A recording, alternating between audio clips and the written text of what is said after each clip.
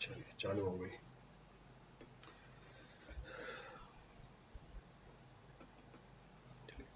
Good evening everyone.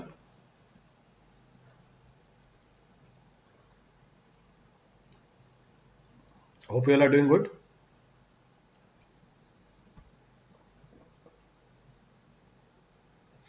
Audio video clear है सबका? Is audio video clear for all?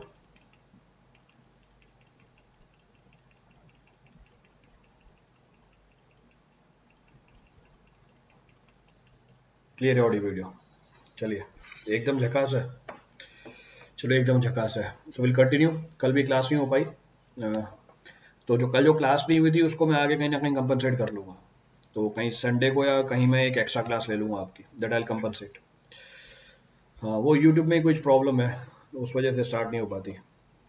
चलिए, so whatever is the case, will start with our topic. Last point of discussion क्या था हमारा? Last point of discussion था properties of the soil. In properties of the soil, in properties of the soil we have discuss two properties. Two भी नहीं, तीन बता दी थी आपको। एक वाटर कंटेंट बता दिया था, एक वॉइड रेशियो बता दी थी और एक पोरोसिटी बता दी थी। ये तीन बातें हमने कर ली थी। These three properties of the soil we have discussed. कल अपन ने क्लास ली थी क्या? मिल नहीं रही। नहीं सर, कल क्लास नहीं ली थी। yesterday वो यूट्यूब में कोई प्रॉब्लम थी इसलिए क्लास नहीं ले पा रहे थे। How fine grain soil is more denser then coarse grain soil if fine grain soil has more voids. Animesh, last class में भी हमने डिस्कस किया था, जब आप कोई कंपैरिजन करोगे, बेस को सेम बना के चलोगे, when you will compare you will keep the base to be same. Fine grain soil की डेंसिटी जब मैंने ज़्यादा बताई थी, इसमें मैं बात कर रहा था सॉलिड्स की तरफ, वो प्रॉपर्टी आज आ जाएगी। That property will discuss. Fine grain solid की स्पेसिफिक ग्रेविटी ज़्यादा होती है कोर्स ग्रेन सॉलिड से। तो फाइन ग्रेन सॉलिड की स्पेसिफिक ग्रेविटी ज़्यादा होती है कोर्स ग्रेन सॉलिड से। कहने का मतलब है फाइन ग्रेन्ड सॉलिड के अंदर, फाइन ग्रेन का जो सॉलिड है उसके जो मॉलिक्यूल्स हैं वो डेंसली पैक्ड होते हैं in comparison to coarse grain solid. इसको मैं स्पेसिफिक ग्रेविटी में डिस्कस करूंगा। I talk about this point in specific gravity. तो वो चीज़ अभी आगे आएगी और तो वैल्यू भी होगी आपके सामने। जैसे अभी आपने ये सवाल पूछ लिया तो मैं वैल्यू बता ही देता हूँ। क्ले के लिए स्पेसिफिक ग्रेविटी मिलेगी आपको 2.7 2.8 के बीच में। क्ले के लिए आपको स्पेसिफिक ग्रेविटी मिलेगी 2.7 2.8 के बीच में। सैंड के लिए आपको स्पेसिफिक ग्रेविटी मिलेगी 2.6 2.65 2.7 के आसपास। तो कहने का मतलब है जो फाइन ग्रेन सॉलिड्स होते हैं उनकी स्पेसिफिक ग्रेविटी ज़्यादा निकल के आती है in comparison to coarse grain solids. इसका रीज़न क्या है वो आगे देख लेंगे। That reason will discuss. अभी के लिए मैंने आपको डाटा दे दिया। For now I have given you the data. अभी आगे बढ़ते हैं। तो आप जब बात कर रहे हो फाइन ग्रेन सॉइल की, आपने सवाल पूछा फाइन ग्रेन सॉइल का, आप बात कर रहे हो सॉलिड प्लस एयर दोनों की। मैं बात कर रहा हूं सिर्फ सॉलिड की। I am talking only about solid. Clear? Denseness means closeness in packing, बिल्कुल सही बात है। तो अनिमेश बिल्कुल सही बात है, डेंसनेस मीन्स क्लोज पैकिंग। तो फाइन ग्रेन सॉइल की बात करोगे, जो आपने बोला सॉइल, तो फाइन ग्रेन सॉइल में आपको डेंसनेस कम मिलेगी क्योंकि आप जिसको सॉइल बोल रहे हो वो सॉलिड प्लस एयर दोनों है। जब मैंने बात करी थी उसमें मैं सिर्फ सॉलिड की बात कर रहा था। I was talking only about the solid. Clear है? एग्रीगेट भी ये स्पेसिफिक ग्रेविटी सेम है बेटा। एग्रीगेट यही होते हैं, प्रीमियम स्टडी। एग्रीगेट यही तो होता है। सैंड और ग्रेवल को तो एग्रीगेट बोलते हो आप, कोई नई चीज थोड़ी ना होती है। Those are no nothing new things, these are same. बस आपने नाम बदल दिया, एग्रीगेट रख दिया। ग्रेवल होता है एग्रीगेट, ग्रेवल हमारी सॉइल है। सैंड होता है एग्रीगेट, सैंड हमारी सॉइल है। तो आपको वही स्पेसिफिक ग्रेविटी मिलेगी। मटेरियल का नाम बदलने से मटेरियल की प्रॉपर्टी थोड़ी चेंज हो जाएगी। मटेरियल की प्रॉपर्टी वही रहेगी, ये प्रॉपर्टी विल रिमेन सेम। चलिए आगे बढ़ते हैं। सो आई कंटिन्यू। लास्ट प्रॉपर्टी थी हमारी पोरोसिटी। अब उसी के आगे कंटिन्यू कर रहा हूं मैं। I am continuing that. तो तीन प्रॉपर्टी। सो फोर्थ प्रॉपर्टी है डिग्री ऑफ सैचुरेशन। तो फोर्थ प्रॉपर्टी है डिग्री ऑफ सैचुरेशन। तो फोर्थ प्रॉपर्टी है डिग्री ऑफ सैचुरेशन। अब क्या होती है degree of saturation? It is defined as, so degree of saturation it is defined as ratio of, so it is defined as ratio of volume of water to the volume of voids, to the volume of voids।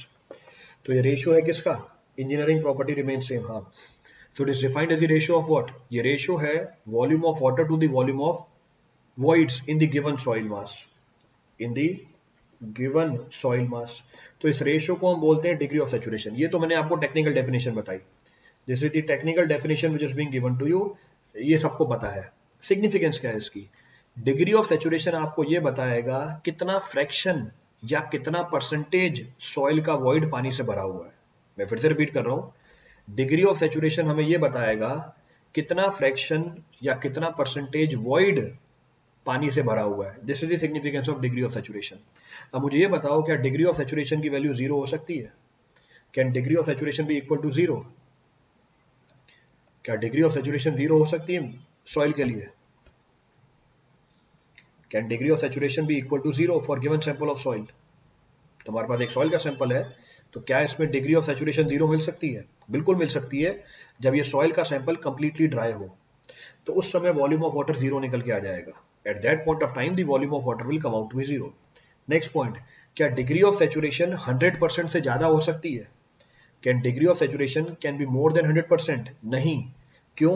क्योंकि volume of water volume of void से ज्यादा नहीं हो सकता। Volume of water can not be more than volume of void, क्योंकि पानी कौन सी जगह ऑक्यूपाई करेगा? पानी वॉइड को ही ऑक्यूपाई करेगा, तो पानी का वॉल्यूम वॉइड के वॉल्यूम से ज्यादा नहीं हो सकता। हाँ, एट मैक्स बराबर हो सकता है। तो डिग्री ऑफ सैचुरेशन 100% मिल सकती है जब सॉइल क्या हो जाए? फुल्ली सैचुरेट हो जाए। when the soil is fully saturated, तो डिग्री ऑफ सैचुरेशन की रेंज क्या हो गई? डिग्री ऑफ सैचुरेशन की रेंज हो गई 0 से लेके 100% के बीच में।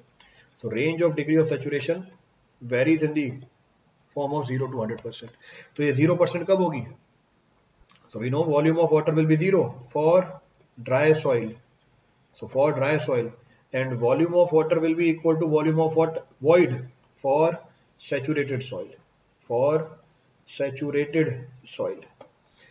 तो पानी का वॉल्यूम जीरो होगा जब सॉइल क्या हो? ड्राई हो।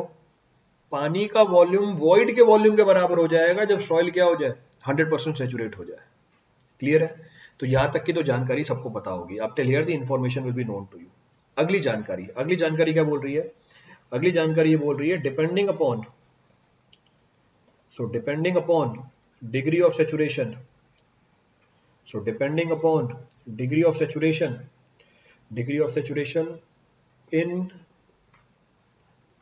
given soil, so depending upon degree of saturation in given soil mass, it may be classified as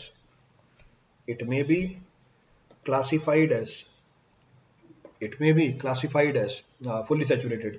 अब इस चीज को एनालाइज करना, तो डिग्री ऑफ सैचुरेशन के बिहाफ पे हम सॉइल को क्लासिफाई कर सकते हैं। कैसे? तो ये क्लासिफिकेशन हो सकता है नहीं पता हो सकता है आपने एनालाइज कर रखी हो पहले। So on the basis of degree of saturation, the soil can be classified as follows। तो डिग्री ऑफ सैचुरेशन के बिहाफ पे हम सॉइल को क्लासिफाई कर सकते हैं कुछ इस तरीके से। तो दिस इज वाटर कंटेंट, ये हमारा वाटर कंटेंट है। So this is the classification. Diagram perfectly नहीं बनेगा मुझसे, I will not be able to draw the perfect diagram, पर फिर भी कोशिश कर रहा हूं मैं। So degree of saturation 0, this is 0.25, this is 0.5, this is 0.75, this is 1.0। So this is 1.0। So degree of saturation, ये हमारी डिग्री ऑफ सैचुरेशन है। Water content W1, water content W2, water content W3, water content W4। तो here the soil is dry, तो इस soil को dry soil बोलेंगे। So dry soil, this is humid, so this is humid। then we have damp soil, then we have damp soil, then we have moist soil, then we have moist soil, then we have wet soil, and finally the soil is saturated। So finally the soil is saturated। चलिए देखिए अगला point क्या बोल रहा है? Sir समझ लेंगे उतना, क्या समझ लोगे उतना? चलो कोई बात नहीं। हाँ देखो क्या डिस्कस कर रहा था मैं। Depending upon the degree of saturation in the given soil mass, it can be classified as follows. आप सॉइल को कैसे क्लासिफाई कर सकते हो? चेक करो, dry, humid, damp, moist, wet and saturated. एक ही बात है, सैचुरेटेड बोलो या फुल्ली सैचुरेटेड बोलो, it is one is the same thing. हाँ, अगर सैचुरेशन फुल नहीं है तो आपको बताना पड़ेगा पार्शियली सैचुरेटेड। तो अगर 0 है, सॉइल क्या कहलाएगी? ड्राई कहलाएगी। डायग्राम की बात। हाँ, अगर डिग्री ऑफ सैचुरेशन 0 है तो सॉइल क्या कहलाएगी? ड्राई कहलाएगी। अगर डिग्री ऑफ सैचुरेशन 0.25 से लेकर 0 के बीच में, सॉइल क्या कहलाएगी? ह्यूमिड कहलाएगी। अगर डिग्री ऑफ सैचुरेशन 0.25 से लेकर 0.5 के बीच में, सॉइल डैम्प कहलाएगी। डिग्री ऑफ सेचुरेशन 0.5 से लेके 0.75 के बीच में सॉइल मॉइस्ट कहलाएगी। डिग्री ऑफ सेचुरेशन 0.75 से लेके 1 के बीच में सॉइल वेट कहलाएगी। डिग्री ऑफ सेचुरेशन 1 है, सॉइल सैचुरेटेड कहलाएगी।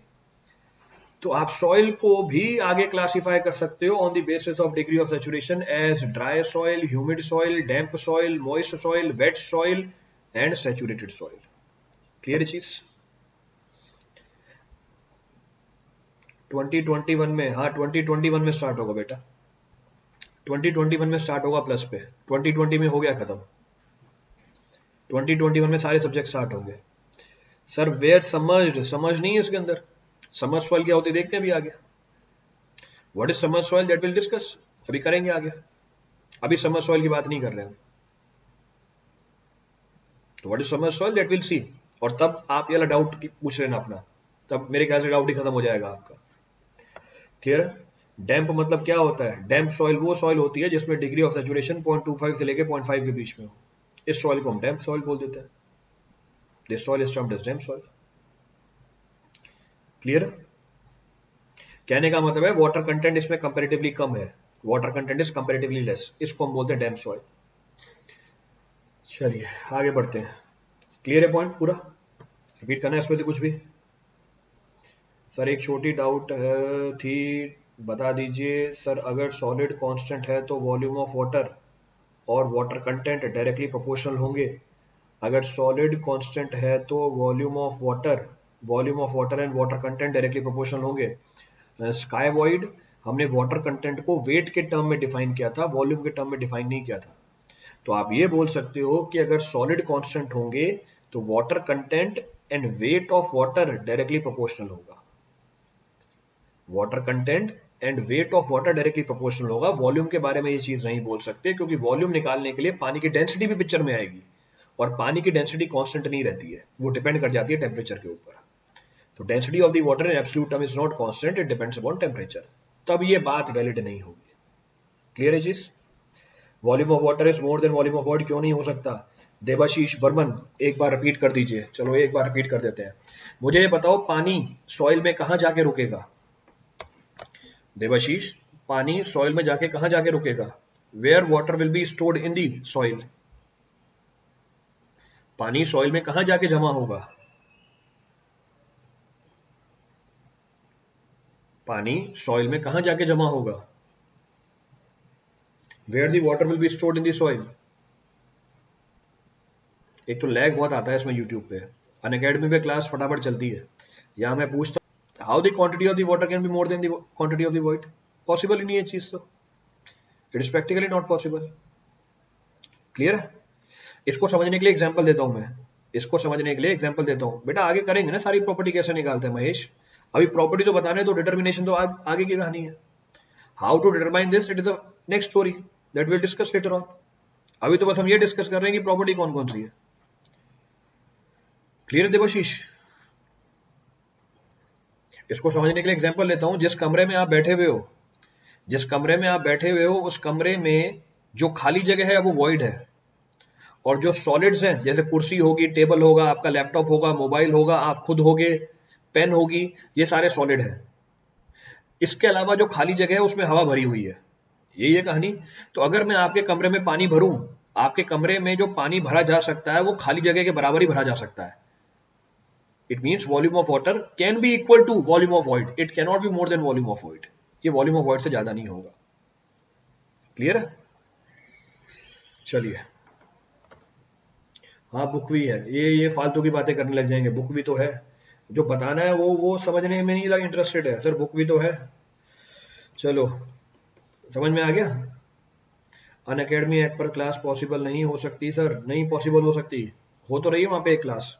चलिए नेक्स्ट है, नेक्स्ट है हमारा air content. So next of the property is air content. Concentrate करो यहाँ पे, फालतू की डिस्कशन में इन्वॉल्व मत करो मुझे भी। हाँ कॉन्सेंट्रेट करो, फालतू की डिस्कशन में इन्वॉल्व मत करो मुझे। सो एयर कंटेंट, अब एयर कंटेंट क्या है? Air content is, it is defined as ratio of, it is defined as ratio of volume of air to the volume of voids, to the volume of voids to the volume of voids in the given soil mass, in the given soil mass, in the given soil mass. So air content is defined as the ratio of volume of air to the volume of voids, to the volume of voids in the given soil mass. Percentage के term में बताया तो ये भी percentage के term में बता सकते हो।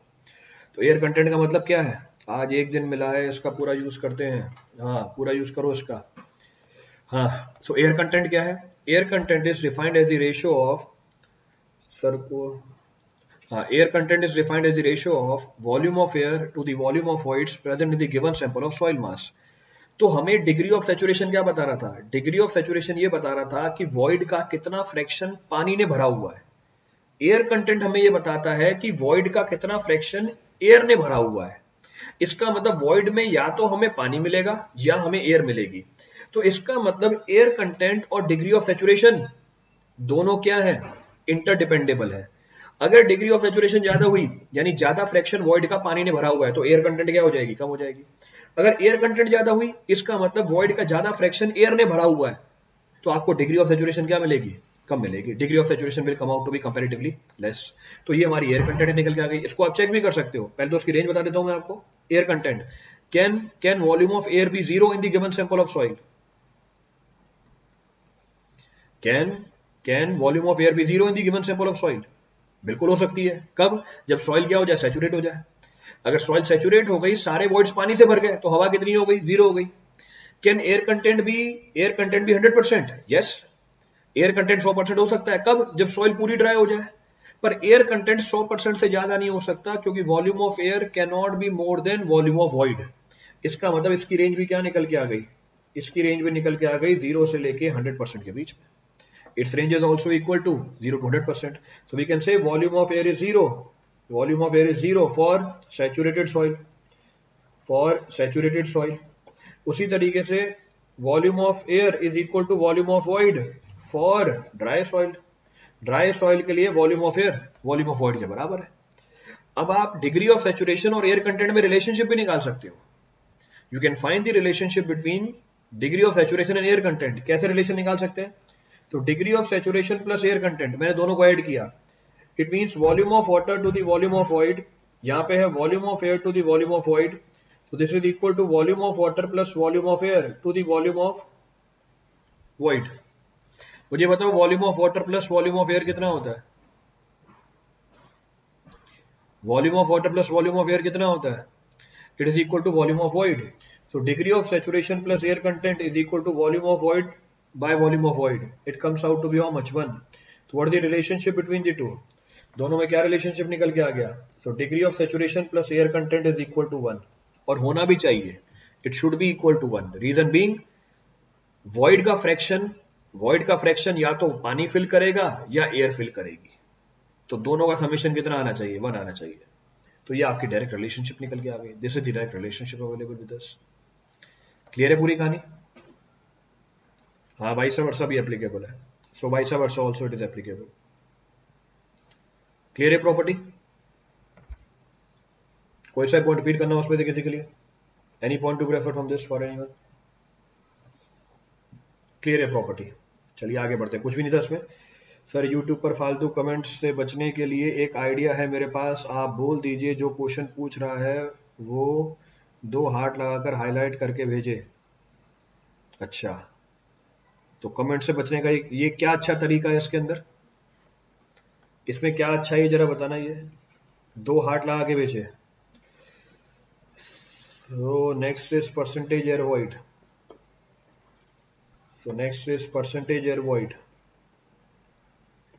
Next is percentage air void.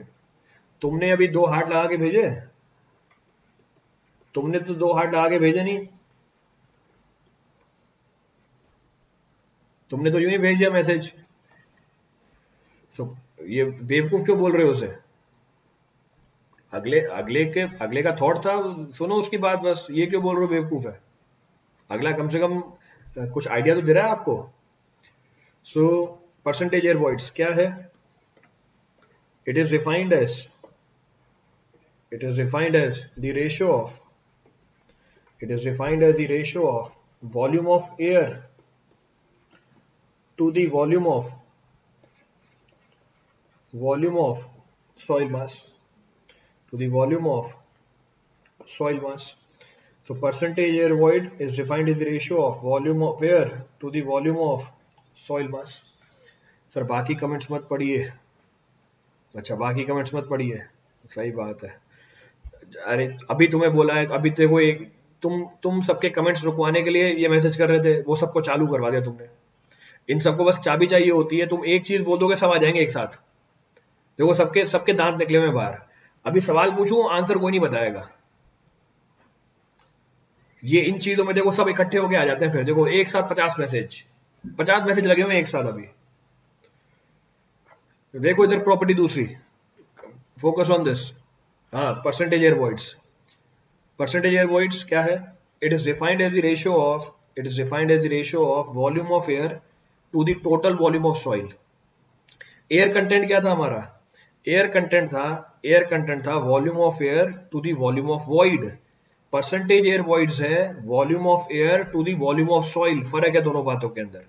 There is difference between the two. तो वहां पर हमने volume of air volume of void के टर्म में एक्सप्रेस किया था. यहां पे हमने volume of air volume of soil के टर्म में एक्सप्रेस कर रखा है. अब मुझे ये बताओ कि जो सॉइल का सैंपल होगा मेरे पास, आप उसमें वॉल्यूम ऑफ वॉइड डायरेक्टली निकाल सकते हो या वॉल्यूम ऑफ सॉइल डायरेक्टली निकाल सकते हो? अगर मेरे पास सॉइल का सैंपल है, आप उसका वॉल्यूम टोटल डायरेक्टली निकाल पाओगे या उसके अंदर जो वॉइड्स हैं उसका वॉल्यूम निकाल पाओगे डायरेक्टली?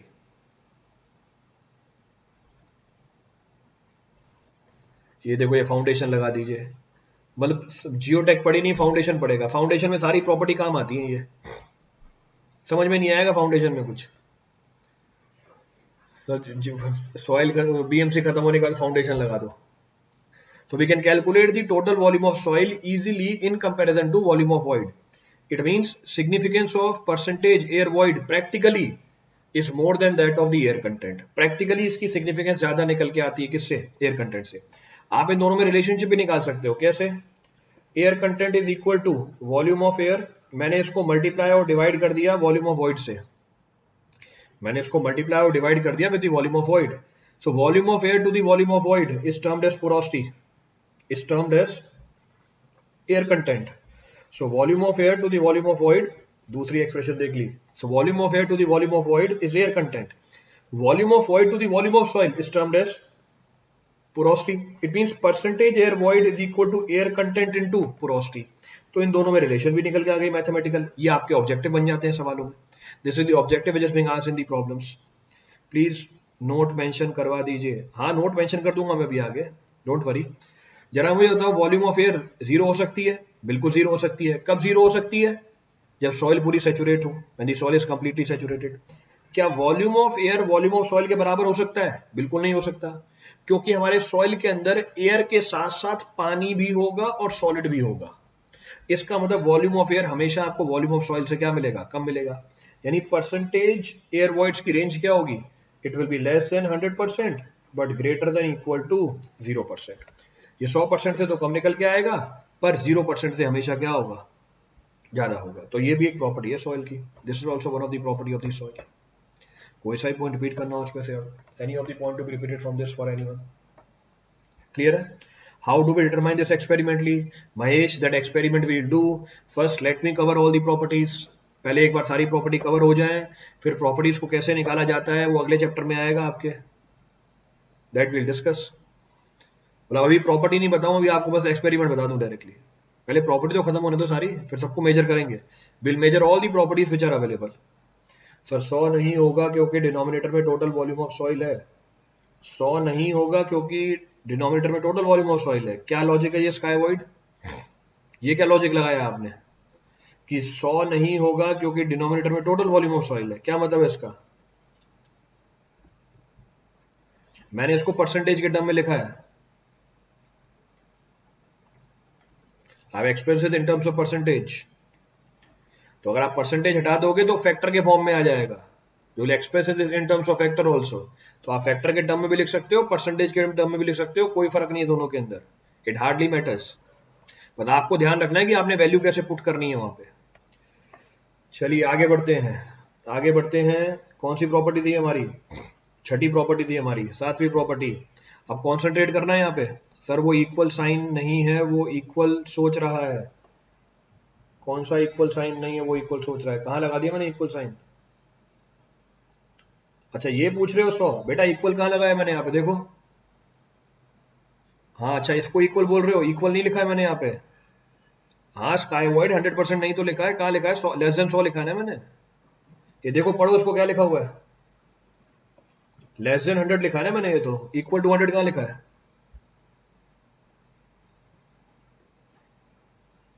इक्वल भी दिख रहा है क्या आपको? बढ़ू आगे?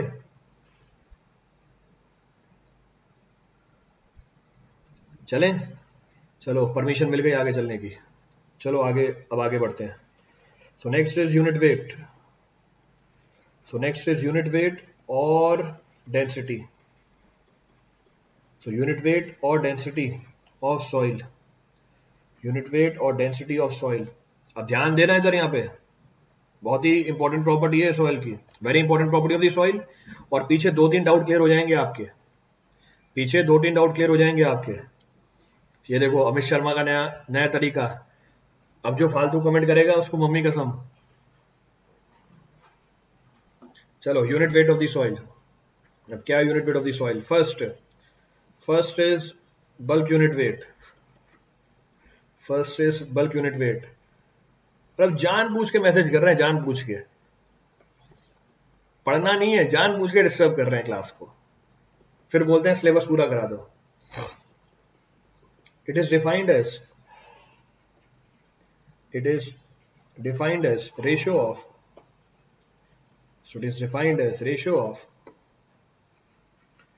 it is defined as ratio of it is defined as ratio of weight or mass of soil in an existing condition in an existing condition in an existing condition to the volume of the soil mass to the volume of soil mass to the volume of soil mass। अब क्या है unit weight? Unit weight है wait of soil, wait of soil in existing condition. Existing condition बताता हूं भी आपको क्या मतलब है एग्जिस्टिंग कंडीशन का।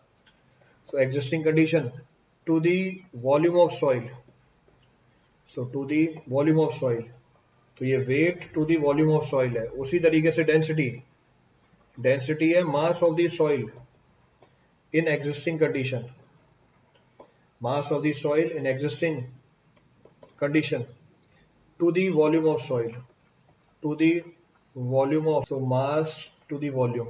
चलिए देखिए पूरी कहानी क्या है।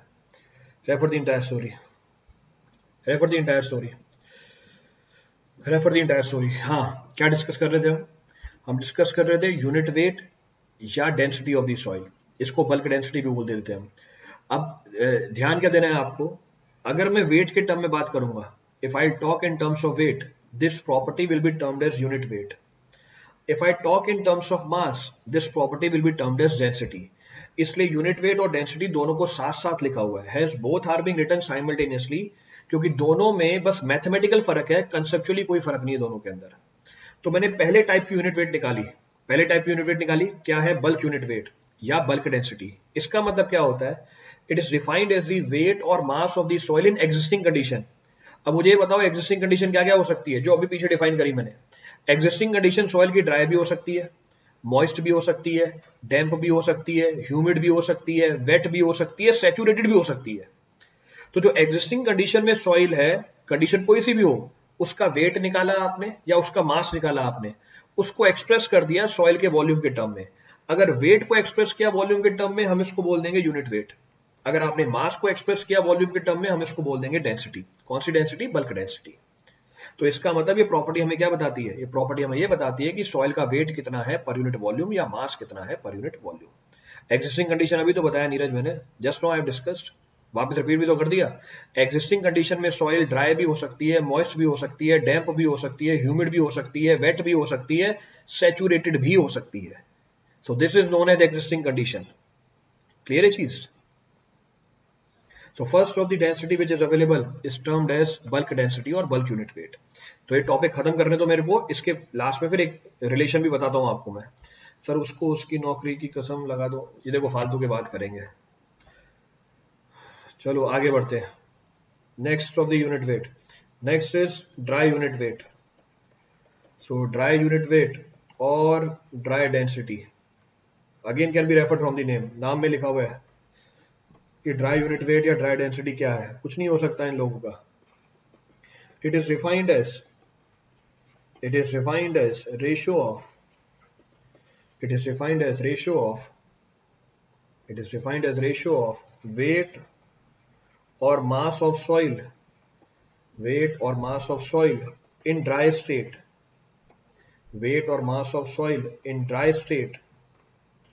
to the volume of soil. Okay, the information will be given to you. Next point क्या बोल रहा है, it can also be used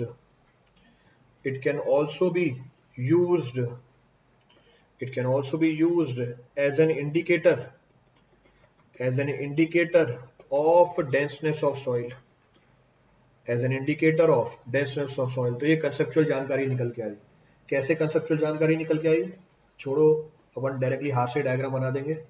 ये वॉल्यूम है, ये हमारे सॉलिड है, दिस इज अवर सॉलिड। ये दूसरा है, ये हमारे सॉलिड है, this is air, this is also air. So ये भी एयर प्रेजेंट है, this is also air present in it. So these are solids, these are also solids. चलिए देखो पूरी कहानी क्या है, refer the entire story. Sir Rishi sir को ले सॉम पढ़ाने के लिए, हाँ, ताकि उनको भी परेशान करो। इफ यू आर, सर मुझे अभी पता चला आपके वीडियोस का, ये बता दीजिए अनअकैडमी में यूट्यूब का क्या सीन है। दोनों जगह आपके वीडियोस हैं, दोनों जगह वीडियोस हैं, दोनों जगह पढ़ो आप। चलो, हाँ। सो ड्राई यूनिट वेट या ड्राई डेंसिटी का मतलब क्या है, it is defined as the weight or mass of the soil in dry state. अब मुझे बताओ, पीछे मैंने लिखा था एग्जिस्टिंग स्टेट, अभी सॉइल की एग्जिस्टिंग स्टेट क्या हो गई, ड्राई हो गई। अभी सॉइल की एग्जिस्टिंग स्टेट क्या हो गई है, ड्राई हो गई है। तो ड्राई स्टेट में आपने सॉइल का मास निकाला या वेट निकाला और उसको एक्सप्रेस कर दिया वॉल्यूम के टर्म में, इसको हम बोल देंगे ड्राई यूनिट वेट या ड्राई डेंसिटी। क्लियर है चीज। तो the weight of the soil in dry state to the volume of the soil. अब मुझे बताओ, ड्राई स्टेट में जो वेट होगा वो किन किन कॉन्स्टिट्यूएंट्स की वजह से होगा। ड्राई स्टेट में जो वेट होगा सॉइल का वो किन किन कॉन्स्टिट्यूएंट्स की वजह से होगा, एक होगा सॉलिड, दूसरा होगा एयर। तो मैं लिख सकता हूं weight of the soil in dry state is equal to weight of solid plus weight of air, क्योंकि सॉइल ड्राई है तो पानी नहीं है। और वेट ऑफ एयर क्या होता है, नेग्लिजिबल होता है।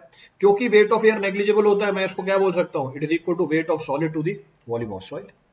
तो वेट ऑफ एयर तो क्या होती है, नेग्लिजिबल होती है। क्यों, ये आपको पहले लेक्चर में बताया था, this was being discuss in the first lecture. तो आप बोल सकते हो जो ड्राई यूनिट वेट है सॉइल की, it is equal to dry weight of the soil, and dry weight of the soil can be written equal to weight of solid per unit volume of the soil. Clear है चीज।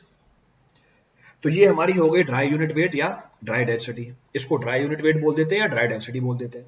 फिर आपको एक जानकारी दी, क्या जानकारी थी, कि आप ड्राई यूनिट वेट या ड्राई डेंसिटी को भी इंडिकेटर ले सकते हो सॉइल की डेंसनेस का। जैसे वॉइड रेशियो थी हमारी, वैसे ड्राई यूनिट वेट है हमारी।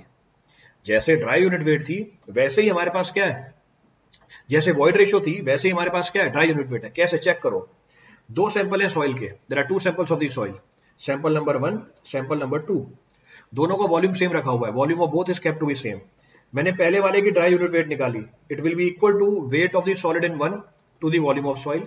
मैंने ड्राई यूनिट वेट निकाली दूसरे सैंपल की, it is the weight of the solid in 2 to the volume of the soil. पहले वाले केस में सॉलिड ज्यादा है, दूसरे वाले केस में सॉलिड कम है, total volume of soil same. ये यूट्यूब में प्रॉब्लम है। तो which of the sample will have, कौन से सैंपल में आपको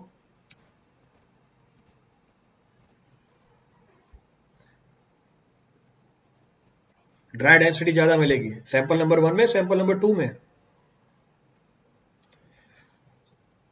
network issue folks, keep calm. Yes folks, किसका नेटवर्क इशू है, मेरे तो सही आ रहा है यहाँ पे नेट। अब क्लियर है।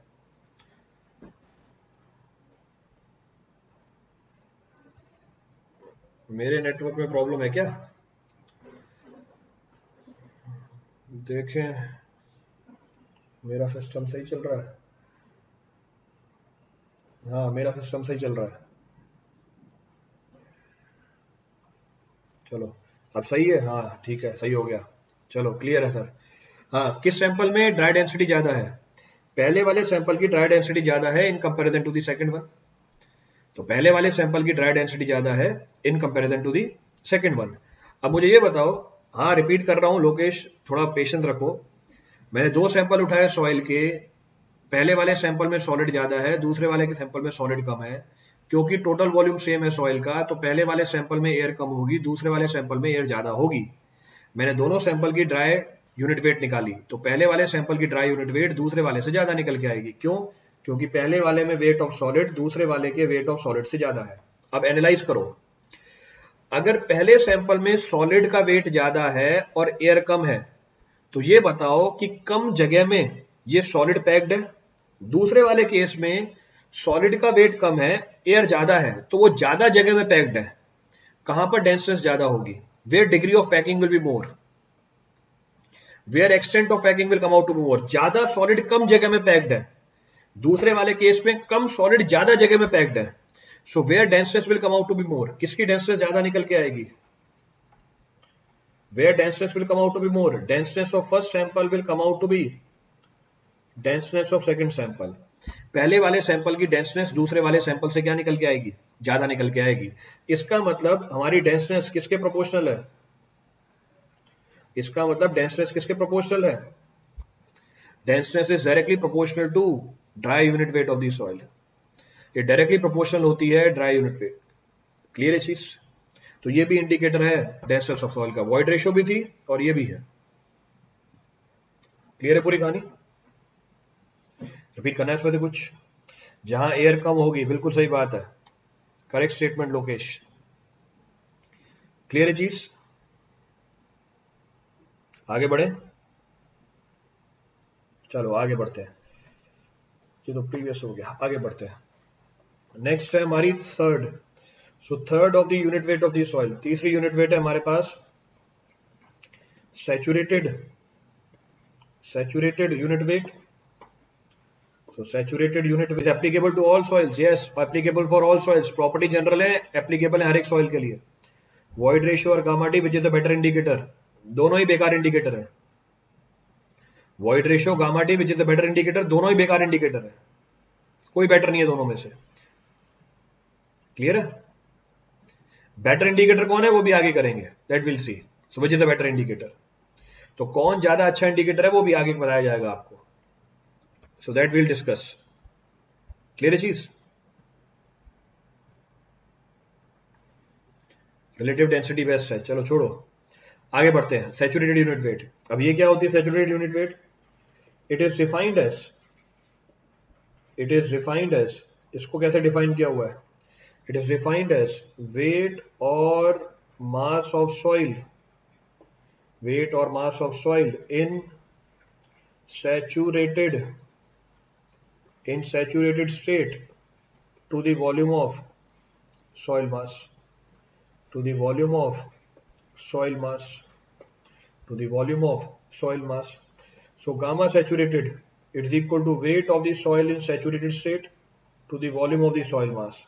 Then saturated density, it is equal to mass of the soil in saturated state to the volume of the soil mass. तो कहने का मतलब है अगर हमारी सॉइल की गिवन स्टेट सैचुरेटेड हो जाए, सैचुरेटेड का मतलब क्या होता है? What do you mean by saturated soil? Saturated soil का मतलब क्या है? So what is being termed as saturated soil? जिसके सारे वॉइड्स किससे भरे हुए हैं?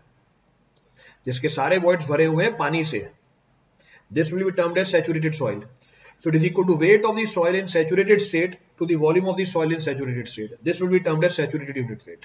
इसको हम saturated unit weight बोल देंगे. क्लियर है यहां तक? यानी यहां पर एक और जानकारी मिली आपको। क्या जानकारी मिली आपको? देखो नोट के फॉर्म में बता रहा हूं मैं आपको। Refer the situation. All the voids are filled completely with the water. Refer the information. If soil is dry, अगर soil dry है, इसका मतलब degree of saturation 0 है। अगर सॉइल ड्राई है तो हमारी बल्क यूनिट वेट किसके बराबर हो जाएगी? अगर सॉइल ड्राई है तो सॉइल की गिवन स्टेट ड्राई स्टेट के इक्विवेलेंट है, इसका मतलब हमारी बल्क यूनिट वेट किसके बराबर हो जाएगी, ड्राई यूनिट वेट के बराबर इक्वल हो जाएगी। पर if soil is saturated, if soil is saturated यानी डिग्री ऑफ सैचुरेशन 1 है, तो सॉइल की एग्जिस्टिंग स्टेट किसके बराबर हो जाएगी, सैचुरेटेड स्टेट के बराबर हो जाएगी। इसका मतलब bulk unit weight will be equal to what, saturated unit wait.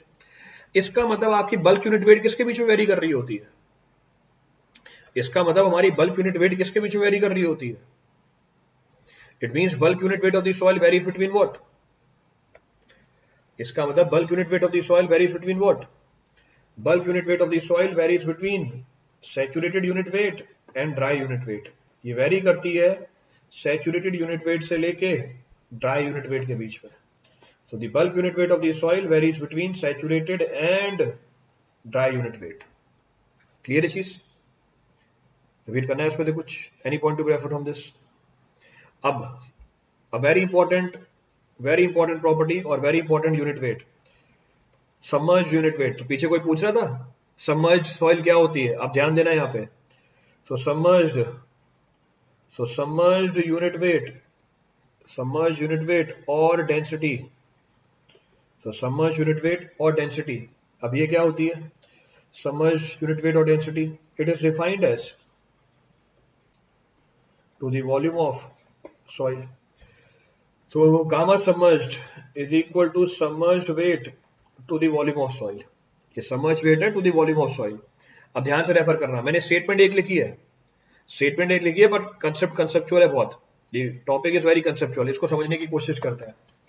जब भी आप किसी ऑब्जेक्ट को पानी में इमर्स करते हो, ध्यान से सुनना, पंकज तिलक सबका बफर हो रहा है, पंकज तिलक का बफर हो रहा है, बस सबका बफर हो रहा है या पंकज तिलक का ही बफर हो रहा है सिर्फ, सर बफर हो जाता है, सबका बफर हो रहा है, स्टार्ट करूं इसे मैं, should I start this, clear है। चलो देखो, जब भी किसी ऑब्जेक्ट को पानी में इमर्स किया जाता है, तो जब भी किसी ऑब्जेक्ट को पानी में इमर्स किया जाता है, उस ऑब्जेक्ट के ऊपर एक फोर्स लगता है known as what, buoyancy force. तो जब भी किसी ऑब्जेक्ट को पानी में इमर्स किया जाता है, उसके ऊपर फोर्स लगती है नोन एज बॉयंसी फोर्स। तो हमने सॉइल को इमर्स किया पानी के अंदर, soil is immersed in the water, soil immersed है पानी के अंदर, इसका मतलब सॉइल के सारे वॉइड्स किससे भरे हुए हैं, पानी से भरे हुए हैं, all the voids are filled with the water, तो सॉइल के सारे वॉइड्स पानी से भरे हुए हैं। तो सॉइल के ऊपर अभी कौन कौन सा फोर्स लग रहा है, सॉइल के ऊपर फोर्स लग रहा है खुद का वेट, सेल्फ वेट, और क्या लग रही है इसके ऊपर, बॉयंसी फोर्स लग रही है। तो जब भी किसी ऑब्जेक्ट को पानी में इमर्स करते हैं, उसके ऊपर एक एडिशनल फोर्स लगती है नोन एज बॉयंसी फोर्स। अब ये बॉयंसी फोर्स किसके बराबर होती है, this buoyancy force is equal to the weight of the water displaced by the object. Buoyancy force बराबर होती है पानी के वेट के जिसको हमारे ऑब्जेक्ट ने डिस्प्लेस किया, और ऑब्जेक्ट उतना ही पानी डिस्प्लेस करता है जितना वॉल्यूम खुद का होता है। तो हमने सॉइल इमर्स करी पानी के अंदर, सॉइल ने जाके पानी को क्या किया, डिस्प्लेस कर दिया। जो पानी डिस्प्लेस किया सॉइल ने, उसका वेट क्या कहलाएगा, बॉयंसी फोर्स कहलाएगा। तो इसका मतलब अब अगर मैं सॉइल का नेट वेट निकालूं, ये पहले से कम निकल के आ जाएगा। तो पहले कितना वेट ऐड कर रहा था, जब सॉइल सबमर्ज्ड नहीं थी, what was the weight acting, saturated weight. पर अब जैसे ही सॉइल सबमर्ज्ड हुई, इसके ऊपर बॉयंसी फोर्स भी लगा, जैसे ही इसके ऊपर बॉयंसी फोर्स लगा, इसका नेट वेट क्या हो गया, कम हो गया। तो नेट वेट कम हो गया, इसको हम क्या बोल देते हैं, सबमर्ज्ड वेट बोल देते हैं। तो चाहे डब्ल्यू डैश बोल दो और डब्ल्यू सबमर्ज्ड बोल दो, एक ही बात है, it's one and the same thing. तो मैं ये डब्ल्यू डैश या डब्ल्यू सबमर्ज्ड कैसे निकालूं, इसको निकाल सकते हैं, how it can be calculated. इसको मैं बोलूंगा saturated weight minus buoyancy force divide by the volume. अभी जो बॉयंसी फोर्स है ये किसके बराबर है, buoyancy force is equal to weight of the water. हाँ अपेरेंटली यही है, सेम वही चीज है। तो buoyancy force is equal to weight of the water displaced by the soil, and weight of the water displaced by the soil will be equal to what, volume of the water displaced by the soil to the unit weight of the water. So volume of the water displaced by the soil to the unit weight of the water will be termed as what? इसको हम क्या बोल देंगे, This will be termed as what? Buoyancy force. And volume of the water displaced is equal to, जो volume of water displaced है ये किसके बराबर है, ये volume of soil के बराबर ही है। तो हम बोलेंगे volume of water displace is equal to volume of soil into unit weight of water divide by total volume. जरा चेक करना, सबमर्ज यूनिट वेट क्या निकल के आ गई? सबमर्ज यूनिट वेट निकल के आ गई saturated unit weight to the volume of soil minus gamma W. तो saturated unit weight to the volume of soil is equal to what? Gamma saturated. तो submerge unit weight is equal to, so submerged unit weight is equal to gamma saturated minus gamma W। तो जब भी किसी object को हम पानी में emerge करते हैं उसके ऊपर एक बॉयंसी फोर्स लगती है, उस बॉयंसी फोर्स की वजह से उसका जो वेट है वो कम हो जाता है। उस कम हुए वाले वेट को हम बोलते हैं सबमर्ज वेट या बॉयंट वेट या अफेक्टिव वेट या अपरेंट वेट। कैसे निकालें इस रिड्यूस वेट को? उसके सेल्फ वेट में से किसको घटा दो? बॉयंसी फोर्स को घटा दो। ड्रैग फोर्स विल अप्लाई और नॉट? बेटा ड्रैग फोर्स तब आएगा ना जब ये चल रही होगी, स्टैटिक कंडीशन है। ड्रैग फोर्स कहां से आ गया इसमें? सॉइल स्टैटिक है, वो डायनेमिक फोर्स होती है। How do we decide whether soil will be submerged or saturated? It will be given to in the problem. ये तो सवाल में सिचुएशन देगा ना आपको कि सॉइल सबमर्ज्ड है या सैचुरेटेड है। तो सॉइल सबमर्ज्ड है या सैचुरेटेड है उसको बतानी पड़ेगी, देख के थोड़ी पता चलता है वो। You can not see it, it will be given in the problem. तो सवाल में दे देगा आपको। क्लियर यहां तक की कहानी? रिपीट करना है इसमें से कुछ भी? अब any of the point to be refer from this. चलिए अब main point of reference, main point of reference ध्यान से सुनना। अब मेन पॉइंट ऑफ रेफरेंस ध्यान से सुनना। क्या? एक सबमर्ज्ड सॉइल हमेशा सैचुरेटेड होगी, एक सबमर्ज्ड सॉइल हमेशा सैचुरेटेड होगी, पर जरूरी नहीं है सैचुरेटेड सॉइल हमेशा सबमर्ज्ड हो। मैं फिर से रिपीट कर रहा हूं, एक सबमर्ज्ड सॉइल हमेशा, बेटा buoyancy force is equal to volume of the weight of water displaced. Weight of water is, लो लिख दिया यहां पे, weight of water displaced is equal to volume of water displaced, volume of water displaced, basic जानकारी भी नहीं पता, into unit weight of water, and volume of water displace is equal to volume of soil. तो object पानी को उतना ही displace करता है जितना उसका खुद का वॉल्यूम होता है। तो this is equal to volume of soil into unit weight of water. So into unit weight of water, so into unit weight of water. Clear है? अब किसके बराबर है ये? सर सैचुरेटेड सॉइल मतलब वाटर सबमर्ज मींस वाटर। मेरी बात सुनो, डाउट सारे क्लियर हो जाएंगे। मेरी बात सुनो, सारे डाउट अपने आप क्लियर हो जाएंगे। अपने रोक दो जो भी कमेंट कर रहे हो, पहले मेरी बात खत्म होने दो। तो डिस्कस क्या कर रहा था मैं? डिस्कस क्या कर रहा था? Note, so note, a submerged soil will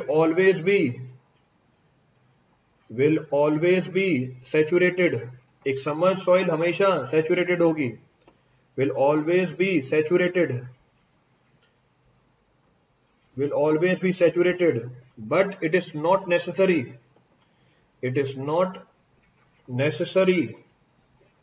that saturated soil will always be submerged, that saturated soil will always be submerged। जैसे example soil saturated with capillary water. So soil saturated with capillary water है। कैसे? अब check करो, refer this story. Let suppose ये हमारा ground level है। इस बात को समझने के लिए लेट सपोज ये हमारा ग्राउंड लेवल है, this is our ground level, this is our water table level, ये हमारा वाटर टेबल लेवल है, दिस इज कैपिलरी फ्रिंज, ये मैंने आपको एनवायरमेंट में बता रखी है।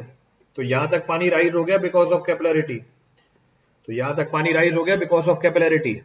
चीज गीली हो सकती है पर गीली चीज जरूरी नहीं है डूबी हुई हो, सही बात है, चेक करो। तो रेफर द सिचुएशन, मैंने सॉइल का सैंपल उठाया, यहां पर भी डिग्री ऑफ सैचुरेशन 1 है, यहां पर भी डिग्री ऑफ सैचुरेशन 1 है, दोनों सॉइल सैचुरेटेड है, पर वाटर टेबल लेवल के नीचे सॉइल सबमर्ज्ड है, so this soil is submerged. तो ये जो सॉइल का सैंपल है हमारा सबमर्ज्ड सॉइल सैंपल है, पर कैपिलरी जोन में सॉइल सैचुरेटेड है बट इट्स नॉट सबमर्ज्ड। तो सबमर्ज्ड सॉइल हमेशा सैचुरेटेड होगी, पर जरूरी नहीं है सैचुरेटेड सॉइल हमेशा सबमर्ज्ड हो। How to determine at the site whether soil is saturated और सबमर्ज्ड? By testing. भाई टेस्ट करते हैं सारी चीजों का, टेस्ट बताऊंगा अभी आगे, अभी प्रॉपर्टी तो खत्म होने दो। सारी चीजें पता करते हैं, पता करने के तरीके हैं, वो तरीके आएंगे, पर वो तरीके तभी बता पाऊंगा ना जब सारी प्रॉपर्टी खत्म हो जाए। तो एक बार प्रॉपर्टी तो खत्म होने दे दो। क्लियर चीज? अगर वाटर लेवल से ऊपर हो तो सबमर्ज्ड नहीं हो सकती लेकिन सैचुरेटेड हो सकती है। कौन से वाटर लेवल से? ग्राउंड वाटर टेबल लेवल से। तो एक सैचुरेटेड सॉइल जरूरी नहीं है हमेशा सबमर्ज्ड हो, पर एक सबमर्ज्ड सॉइल हमेशा क्या होगी? सैचुरेटेड होगी। It will always be saturated. Clear है यहां तक की कहानी? रिपीट करना है इसमें कुछ भी अब? Any point two benefit from this for anyone? चलिए, एक लास्ट यूनिट वेट है, उसको करके अपनी क्लास को कंक्लूड करते हैं। कौन सा था? D E. Unit weight of solids or density of solids. Unit weight of solids or density of solids. अभी तक किसकी यूनिट वेट निकाल रहे थे? अभी तक किसकी यूनिट वेट निकाल रहे थे? Up till now you are finding unit weight of what? अभी तक यूनिट वेट निकाल रहे थे सॉइल की, अब मैं यूनिट वेट निकाल रहा हूं सॉलिड की। कैसे? It is defined as what? It is defined as ratio of weight of solid, so it is defined as the ratio of weight of solid to the volume of solid, तो अभी तक हम निकाल रहे थे unit weight of soil, अब हम निकाल रहे हैं यूनिट वेट ऑफ सॉलिड। तो ये रेशियो है किसका? Weight of solid to the volume of solid का। क्लियर चीज? नोट्स कैसे मिलेंगे? ग्रुप में सारे नोट्स अवेलेबल है मेरे, all the notes are available on the group. चलो आगे बढ़ते हैं। तो अभी तक हम यूनिट वेट निकाल रहे थे सॉइल का, अब यूनिट वेट निकाला हमने सॉलिड का। तो मैंने आपको सारे यूनिट वेट बता दिए। I have discuss all the unit weights. मैं सारे यूनिट वेट को एक साथ लिख रहा हूं। अब I am mentioning all the unit weight, check करना। Bulk unit weight, weight of the soil to the volume of soil. Dry unit weight of the soil, so dry unit weight of the soil to the volume of soil. फिर saturated unit weight, saturated weight of the soil to the volume of the soil. फिर हमने लिखा submerged unit weight, gamma saturated minus gamma W. फिर हमने लिखा unit weight of solid, unit weight of solid is equal to weight of solid to the volume of solid. अब bulk unit weight followed by dry unit weight followed by submerged unit weight which is approximately equals to unit weight of water. Physical significance of unit weight of solid, it is the weight of solid per unit volume of solid. It is the weight of solid per unit volume of solid. कि given volume of solid का wait कितना है वो आपको कौन बताएगी? Unit weight of solid बताएगी। अभी तक आप गिवन वॉल्यूम ऑफ सॉइल का क्या निकाल रहे थे? वेट निकाल रहे थे। अब आप गिवन वॉल्यूम ऑफ सॉलिड का वेट निकाल रहे हो। अब एक कंपैरिजन मैंने कैसे करी? How I have done this comparison? ये कंपैरिजन मैंने कैसे करी इसको चेक करते हैं। पहला इन तीनों को कंपेयर करते हैं। Will compare these three properties. ये तो पीछे बता दी थी आपको। These three properties we have discuss कि बल्क यूनिट वेट सैचुरेटेड और ड्राई के बीच में ही होगी। So bulk unit weight is in between saturated and dry. ये सारे यूनिट वेट थे किस? ये सारे यूनिट वेट थे सॉइल के। ये यूनिट वेट है सॉलिड का। क्योंकि वॉल्यूम ऑफ सॉलिड बहुत कम होता है वॉल्यूम ऑफ सॉइल से, क्योंकि वॉल्यूम ऑफ सॉलिड बहुत कम होता है वॉल्यूम ऑफ सॉइल से, इसलिए यूनिट वेट ऑफ सॉलिड बहुत ज्यादा निकल के आती है यूनिट वेट ऑफ सॉइल से। Since volume of solid is much less than volume of soil, hence unit weight of solid is much greater than unit weight of the soil. तो solid की unit weight soil की unit weight से बहुत ज्यादा निकल के आती है। और submerged unit weight सबसे छोटा होता है जो approximately पानी के unit weight के बराबर आता है। ड्राई कम कैसे होगा? ड्राई में पानी का वेट हट गया ना। जब ड्राई यूनिट वेट निकाल रहे हो सिर्फ सॉलिड का वेट है, यहाँ सॉलिड का वेट भी है और पानी का वेट भी है। यहां भी सॉलिड का वेट है और पानी का वेट है, पर पानी यहाँ पे फुल्ली सैचुरेटेड स्टेट में है। यहाँ पे पानी की क्वांटिटी कंपैरेटिवली कम है। Here the quantity of the water is comparatively less. और यहाँ पानी जीरो है, हियर वाटर इज जीरो, इसलिए गामा डी की वैल्यू गामा बल्क से कम निकल के आएगी। It will come out to be less. सबकी वैल्यू बताऊं मैं आपको। If I give you an idea about all these, इसकी value approximately unit weight of solid approximately चलेगी 2.5 से लेके 2.9 के बीच में। आपको वैल्यू बतानी है तो वैल्यू लिख के देता हूँ। तो इसकी वैल्यू चलेगी अप्रोक्सीमेटली 2500 से लेके 2900 केजी पर मीटर क्यूब। तो यूनिट है केजी पर मीटर क्यूब। अच्छा, यूनिट वेट बता रहे हैं तो किलो न्यूटन के फॉर्म में चलेगी, तो किलो न्यूटन के फॉर्म में लिख देते हैं। सो किलो न्यूटन के फॉर्म में unit weight, so kilo newton पर मीटर क्यूब। तो unit weight of solid, unit weight of solid, unit weight of solid की value, unit weight of solid की वैल्यू है 25 से लेके 29 किलो न्यूटन पर metre cube. Saturated unit weight of soil, saturated unit weight of soil 20 से लेके 21 kilo newton पर metre cube. Dry unit weight of soil, इसकी वैल्यू अप्रोक्सीमेटली होती है 18 से 19 किलो न्यूटन पर metre cube, bulk unit weight की। Dry unit weight of soil, इसकी वैल्यू चल रही होती है अप्रोक्सीमेटली 16 से लेके 18 किलो न्यूटन पर मीटर क्यूब के बीच में। Saturated unit weight is approximately 10 kilonewton per meter cube. Unit weight of water approximately 10 kilonewton per meter cube. तो मैंने सबकी वैल्यू लिख के दे दी आपको। I have given you the value of all the unit weights. Clear है?